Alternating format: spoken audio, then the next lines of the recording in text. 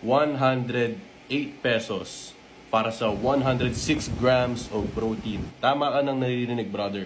Tara, samahan nyo na ako bumili.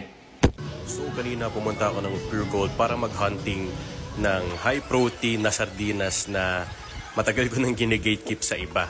So ang budget ko dito is 108 pesos and ito yung napili ko. Mega Sardines.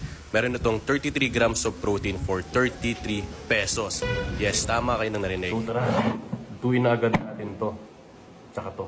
So sinimulan ko ang pagluluto. Siyempre, tatanggalin muna natin yung takip. Then i-drain natin yung oil kasi hindi natin kailangan yan. Then nilagay ko lang siya sa isang bowl para durugin. Then naghiwa na rin ako ng sibuyas tsaka garlic. Yan, yun na lang, hiwa lang. Tapos pipinuhin nyo lang kung maarte kayo. Pero ako, dinamihan ko na kasi mahilig ako sa sibuyas. Yan. So pagkatapos nga nun ay nag-init na din ako ng mantika.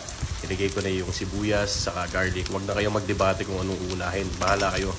Tapos nilagay ko na rin nga pala yung sardinas. Sabay nilagyan ko lang din to ng chili powder. Alam nyo na yan. Favorite ko yan.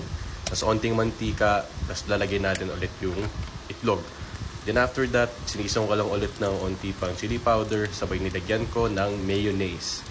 So hindi pwedeng mawala yan no, sa ating Pinoy kasi paborito natin yan sa sisig. And after that, ito na nga pala yung itsura ng ating sardinas sisig na may 106 grams of protein for 108 pesos. Saan ka pa? Tangina, good shit. So kung nagustuhan mo tong recipe na to, follow nyo lang ako for more. Peace.